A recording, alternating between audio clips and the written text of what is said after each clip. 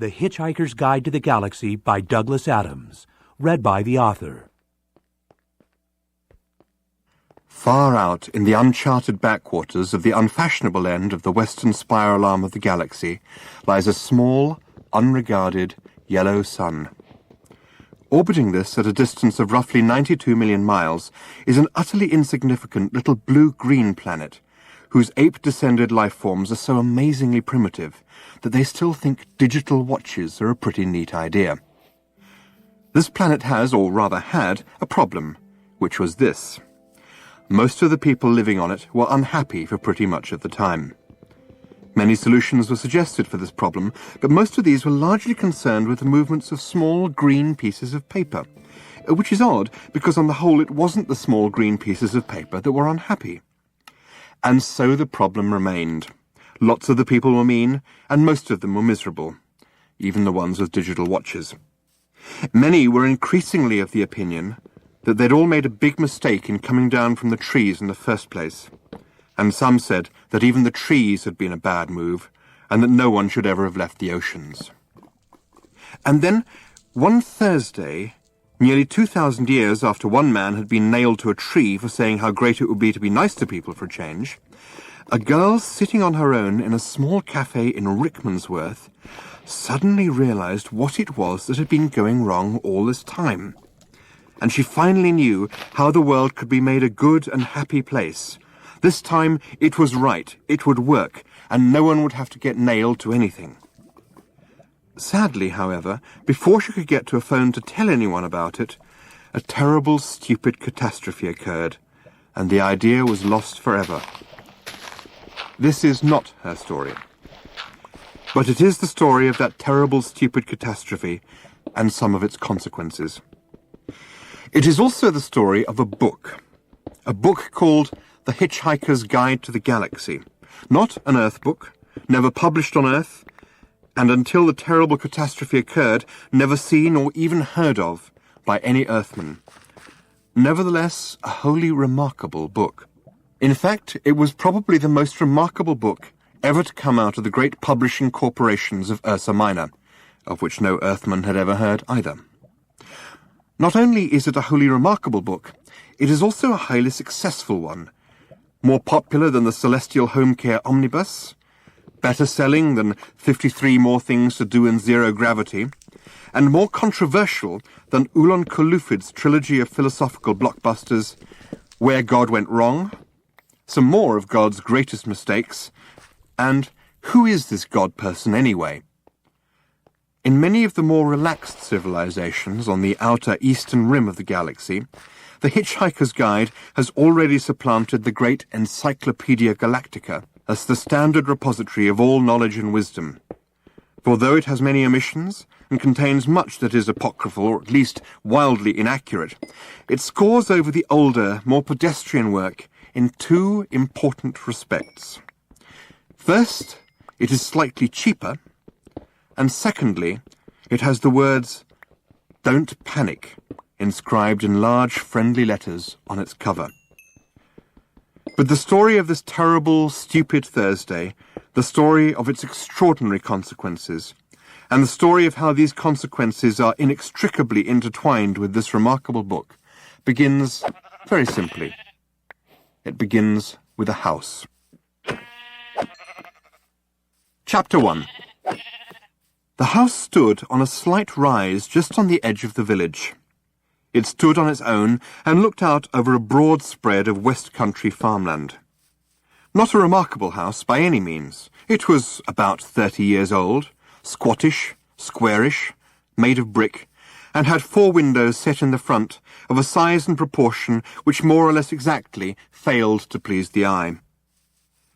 The only person for whom the house was in any way special was Arthur Dent, and that was only because it happened to be the one he lived in.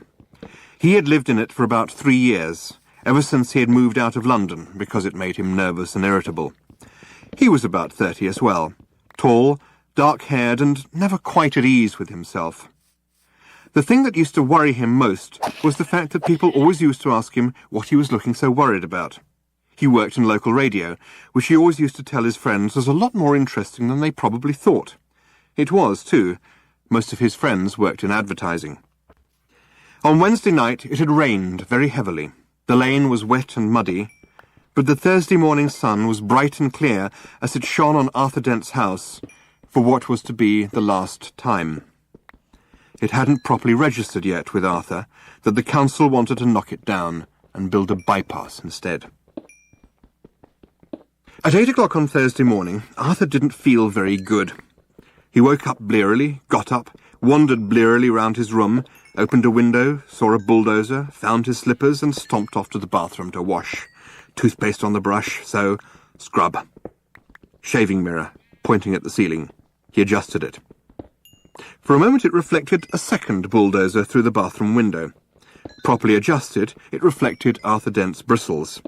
He shaved them off, washed, dried and stomped off to the kitchen to find something pleasant to put in his mouth. Kettle, plug, fridge, milk, coffee, yawn. The word bulldozer wandered through his mind for a moment in search of something to connect with. The bulldozer outside the kitchen window was quite a big one. He stared at it. Yellow, he thought, and stomped off back to his bedroom to get dressed. Passing the bathroom, he stopped to drink a large glass of water and another. He began to suspect that he was hungover. Why was he hungover? Had he been drinking the night before? He supposed that he must have been. He caught a glint in the shaving mirror. Yellow, he thought, and stomped onto the bedroom. He stood and thought. The pub, he thought. Oh dear, the pub.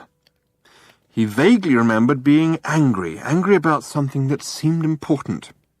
He had been telling people about it at great length, he rather suspected.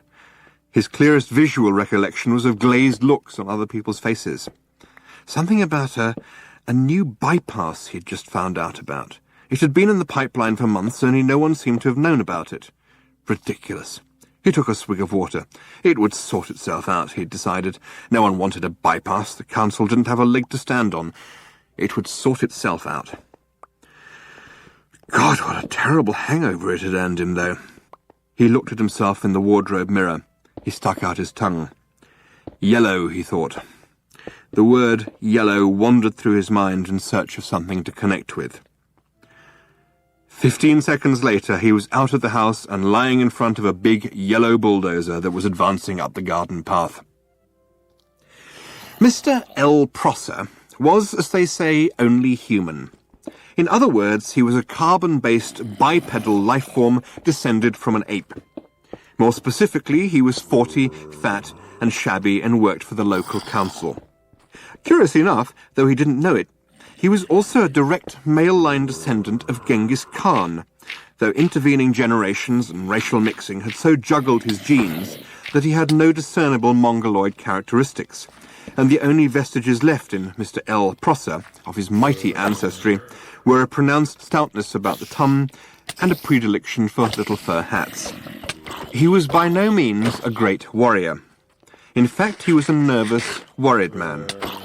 Today he was particularly nervous and worried because something had gone seriously wrong with his job, which was to see that Arthur Dent's house got cleared out of the way before the day was out.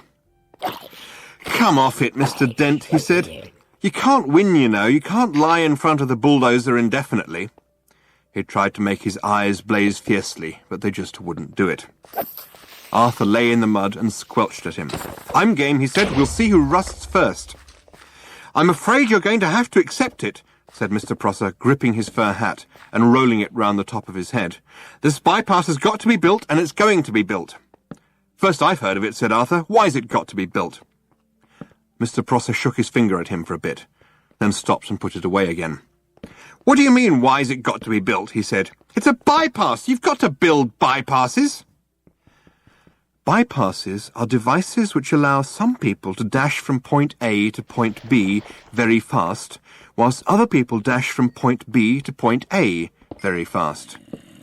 People living at point C, being a point directly in between, are often given to wonder what's so great about point A that so many people from point B are so keen to get there, and what's so great about point B that so many people from point A are so keen to get there. They often wished that people would just once and for all work out where the hell they wanted to be. Mr. Prosser wanted to be at point D. Point D wasn't anywhere in particular. It was just any convenient point, a very long way from points A, B, and C.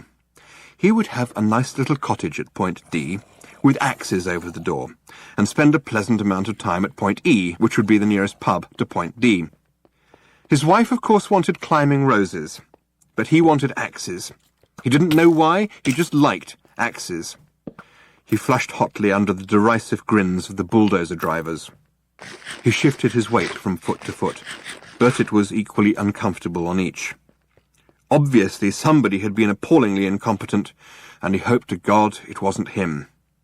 Mr. Prosser said, "You are quite entitled to make any suggestions or protests at the appropriate time, you know."